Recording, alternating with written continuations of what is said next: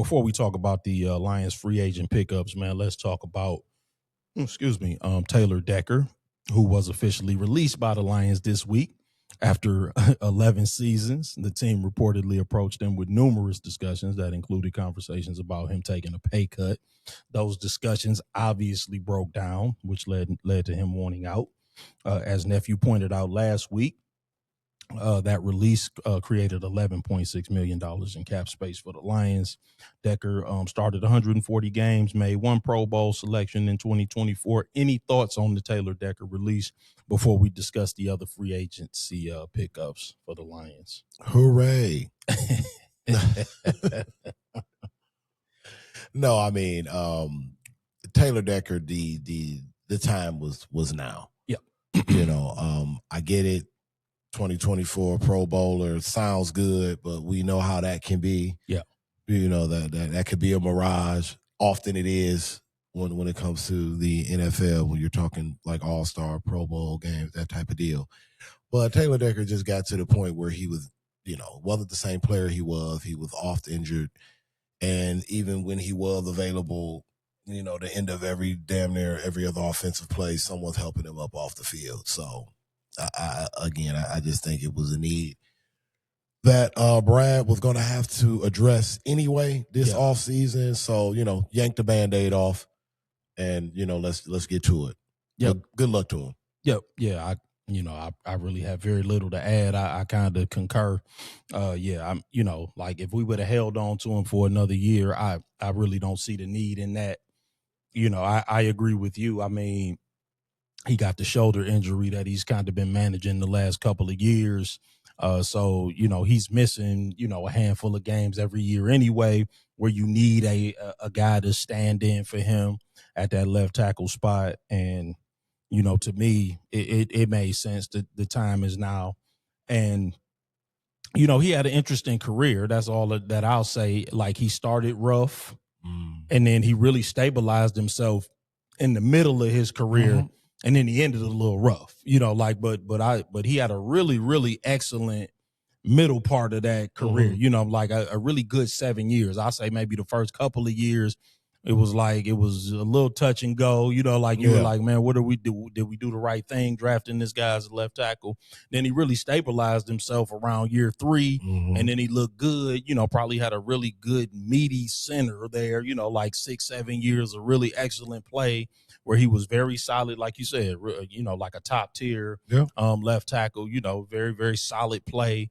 Not a top 3 left tackle, but really maybe like a top 7 or 8 left tackle in football. He was solid. You could depend on him. You knew what you had was there every week. And, you didn't have to worry about that spot. Absolutely. Whereas now you do. Yes. But like I said, you had to if you would have kept him. So. Yep.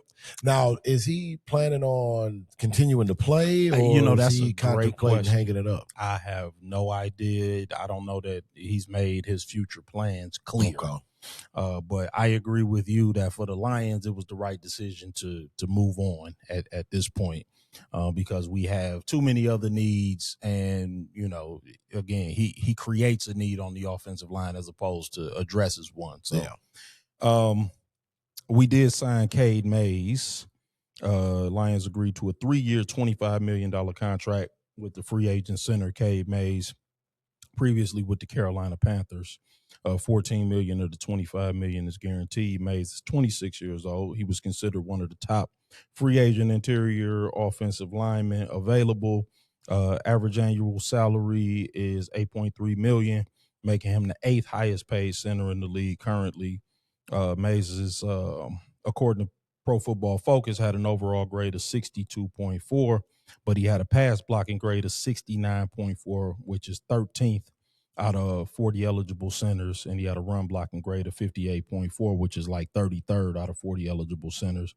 Started 12 games last season, but most importantly, he gave up 0 sacks. Okay, there we go. Yep. So is Cade Mays an upgrade from Graham Glasgow? That's number one. And does he solve our interior offensive line problem? We'll say the people's champ.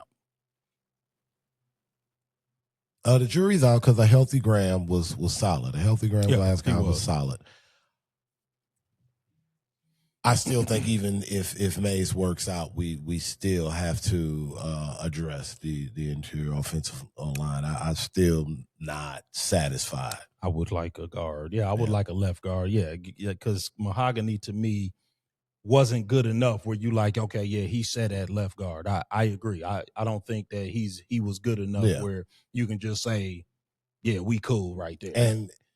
And to that point, I feel we have to restock, our depth. Our depth, yeah. A few years ago, we were kind of heavy. But, but now it was overnight, we just got depleted. Yeah, no, you're right. Yeah, like it was our deepest position group. We didn't worry about.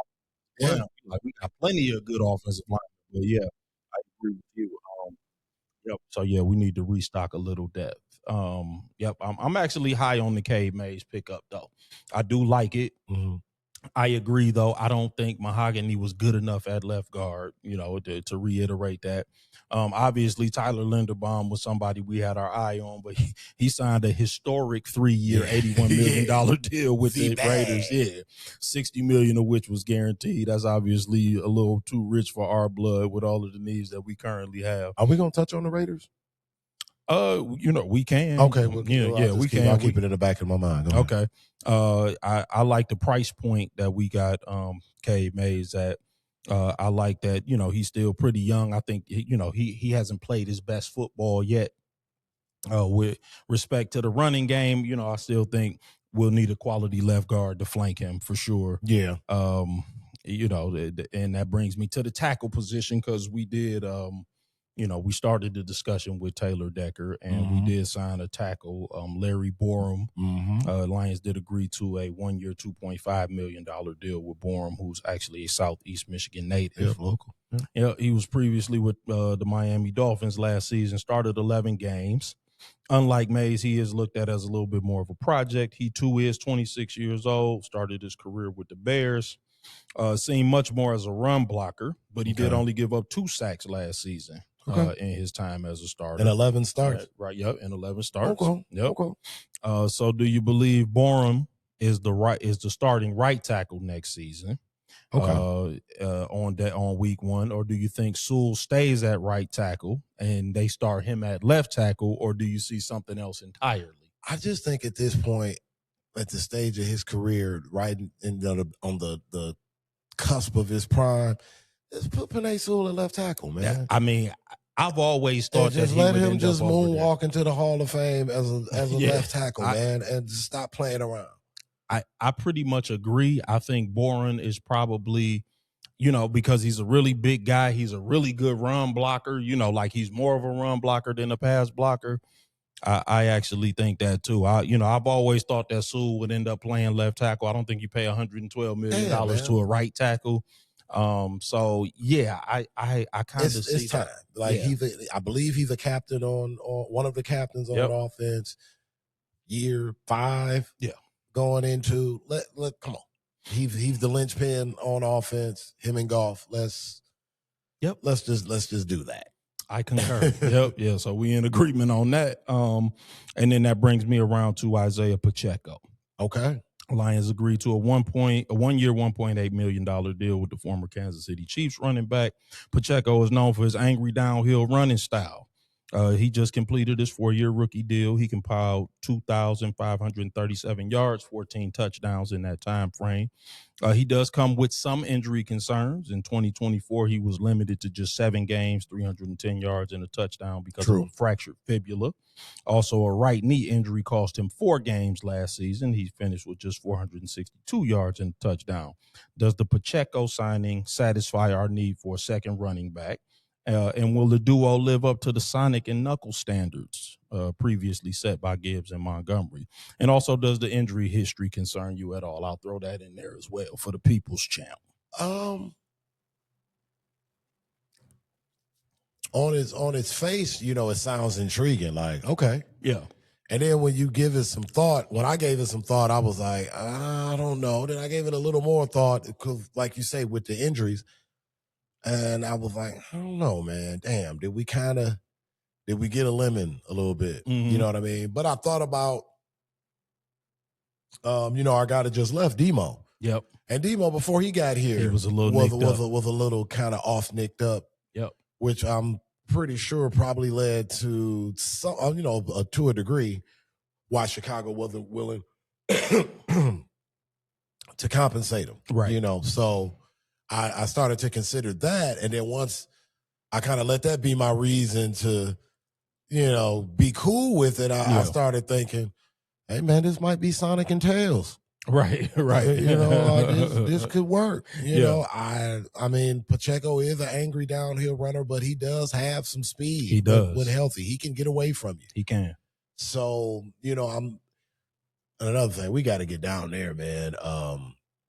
Allen Park, because I'm just so interested to see what the philosophy and scheme is even attempting, to going to look like. Because I'm seeing you can split Gibbs out now and leave Pacheco back there and still have the threat of those two guys potentially in space. Sure. So I mean, I like it. Again, if we can keep Pacheco healthy, yep, I think it can work. I do. I think it can work. Yeah, I mean, listen, obviously Gibbs and Montgomery, those are big shoes to fill because they were very productive together. But I think they could possibly be more dynamic in their own way. Oh, really? Okay. Because Pacheco is actually faster, like you said, than Montgomery. You brought that up. He runs a little bit more violently, though I think Montgomery is much more difficult to bring down once he gets that head of steam. And I'm not overly concerned about the injuries because he's not going to be running back one here. We're going to be realistically looking at 7 to 10 carries per game for him, at the most. He's not going to be asked to carry the load like he was in Kansas City. So, that he's not going to have the same wear and tear. I think so. Because he does run violently. So you start giving him 15 carries a game, like he's running two contact. Now you're rolling the dice. Correct. He's running two contacts. So I think, and I think that also helped preserve Montgomery because you brought that up. Like when he was RB1 in Chicago, like he was getting the ball 15 to 20 times a game. I think the season before season before last in Chicago, I think he missed a number of games that season because he was nicked up. So, yeah, I do think that they got the potential to be a really dynamic running back duo. And I do think that his health will be helped by the fact that Jahmyr Gibbs is really going to be the focus of the offense, and he'll be a compliment as opposed to, being asked to, okay, here we're going to give it to you 15, 20 times a game. I mean, if you're Isiah Pacheco, you got to be excited because I mean, Patrick Mahomes, the few years he had, still highly productive Kelsey. Yeah, he's got some weapons that he's coming to play with here, man. Oh, absolutely. Like he's got, especially if we can get, Sam Laporta back, like 80%, and above to where he was at the start of the season, man. That could be. That's a lot of speed, a lot of skill. Oh yeah, no, I agree. I'm very, very. I feel good about the offense. Yeah, like that. I'm transitioning. Like we kind of started with the good news. I see what you're trying to do, man. Yeah, but so now let's talk about these key free agent losses. I seen the Astro guy over in the corner, man. Yeah, he's slick. He's not slick, man. So the key free agent losses were Amik Robertson, Alex Anzalone, Khalif Raymond, and Roy Lopez. Yeah. Now, obviously, the Roy Lopez one hurt the most because we need to be adding defensive tackle help. Not losing it. Yeah. Anzalone, I understand because we still have Barnes and Rodriguez, obviously Jack Campbell, who, really took a big step forward this past season. Robertson, I would have loved to have kept, obviously, but we probably, no longer have the means to do it, or we didn't. Golf just restructured today. I did see that. $32 million, but we'll get to that in a minute. We have 9 draft picks. I did see that as coming up. A first rounder, a second rounder, 2 fourths, 2 fifths, 2 sixths, and a 7th. Do we need to draft all defense? What say the people's champ, man? No. Okay. We need to draft all defense and special teams. If I'm being Richard about it. Okay. Get because Khalif Raymond that's a big loss. That is a huge loss for this team. I mean, just in terms of production and culture. Yeah. In terms of like, you could tell he was one of those Campbell guys that bought in early, kind of symbolized what they were trying to get happen, and then to be able to produce on the field. Yeah. You listen to Amon-Ra rave about him. He was obviously a good locker room guy. Sure. But yeah, man, his production on special teams in terms of punt returns is going to be missed. And you know, certain matchups, you know, at that third or sometimes fourth receiver spot, I think that can be huge. I mean, hopefully, my guy Tom Kennedy, right, could maybe possibly, you know, could maybe finally, you know, get that, or get some consistent time. Yeah, if we are, you know, looking to be more frugal with the cap per se, so maybe that's an option that they're looking to go. So yeah, and then Amik Robinson, hate to see him go, but you also got to respect the fact that he played himself into a better situation. Yeah, I agree. Financially. Yep. Like he really has. Like I think he's more often than not, while he was here, he answered the bell. Yeah, and, I agree. And footed himself well. So, you know, not mad at that. In terms of Anzalone, again, he's another guy where he kind of played himself to where he can ask for the number he's looking for. He got a 2-year, $17 million deal with Tampa. Yep. So, you know, again, a part of the culture turnaround here. Yep. As unlikely as it may have seemed from the onset, because he kind of struggled when he first got here, but you've seen him play his way through and become a leader on the defensive end, and a highly productive, just sideline to sideline linebacker. Yep. So, you know, it's tough, but yeah, I definitely think with the 9 picks, heavily leaning towards defense, and also getting some explosion, some team speed, some team speed and some explosiveness in the return game. Yeah, no, I have to agree, because, you know, despite the offensive line, which again, you know, we just discussed, we've started to address that. We didn't have any trouble really generating offense like that. That offense really wasn't the problem. We ranked 5th in total offense last season, 3rd in pass offense, 14th in rush offense, which is still the top half of the league. It was a lot more scheme. Like what the chunks we were getting per play kind of changed more so last year, and I think hopefully they'll get better with that. Yep, yeah, and we scored the 5th most points, generated the 5th most yards per game, and then we went out. You know, we addressed the offensive side of the ball early in free agency. So, yeah, we have to fortify the defense. I think that if we can have a defense that's in the top half of the league, and we can generate the offense that we have been generating over the past 3 years, then we back in Super Bowl contention. Yeah. That's the good news. The bad news is that we need an edge, a defensive tackle, maybe 2. We need a safety, maybe 2. We need a slot corner. We maybe need another corner. Then we need some depth pieces, as you brought up, behind all of those pieces. So, you know, and then we got to be able to stay healthy. Yeah, because that's been a big problem for us over the past. When we 3 years. Had the guys, correct? Yeah, like when we had good guys, we couldn't stay healthy. So yeah, so not only do we need guys, we need some depth, so that if guys go down, then there's guys to step in for those guys. Yep. So yeah, I agree with you. I mean, I think we need to be heavily defense, team speed. I like that idea too. To try to replace Khalif. Particularly in the punt return game and in the return game in general, you know, trying to maneuver for a better field position